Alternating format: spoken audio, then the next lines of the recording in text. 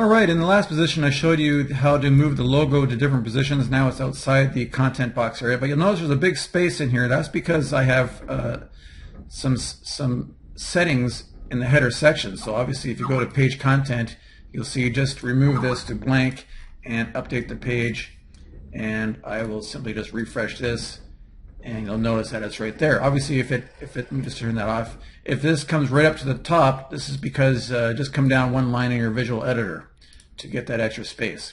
Alright, so now we're going to move from this to some widgets, the footer widgets, and the footer widgets are in your widget section. Now obviously this is your widget section right here, and you'll see that there's a footer 1, a footer 2, and a footer 3 in your widget section. And obviously what you need to do is you come down to this section here, go to page content, and you can select the top widget area, but also put display the footer widget area.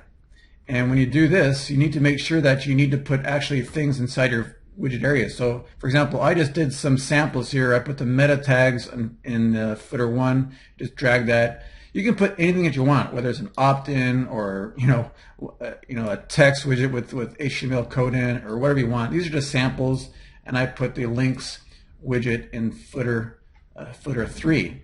These are selected, and you display the widget area. So if I look at this page here and I scroll down to the bottom, if I scroll down to the bottom, you'll see that there's now 3 widgets. Now obviously this doesn't look very good, but I just added some samples here, footer 1, footer 2, footer 3, and I can obviously make this more cool looking by putting a nicer widget area in there.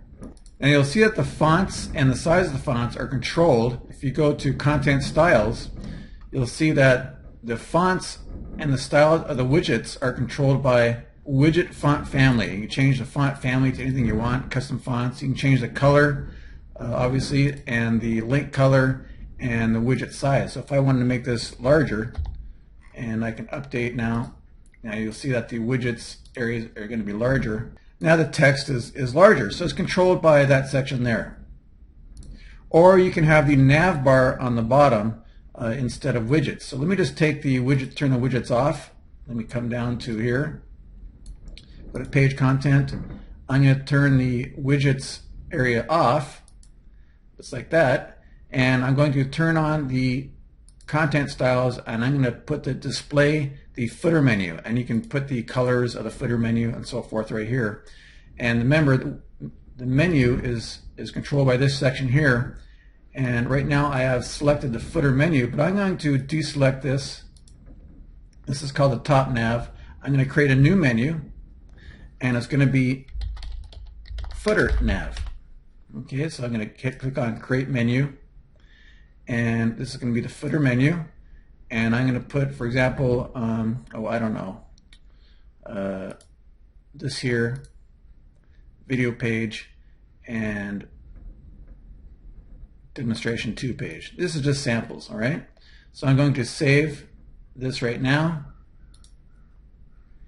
and I'm going to come and just remember that this section right here, this is saved. I need to save this.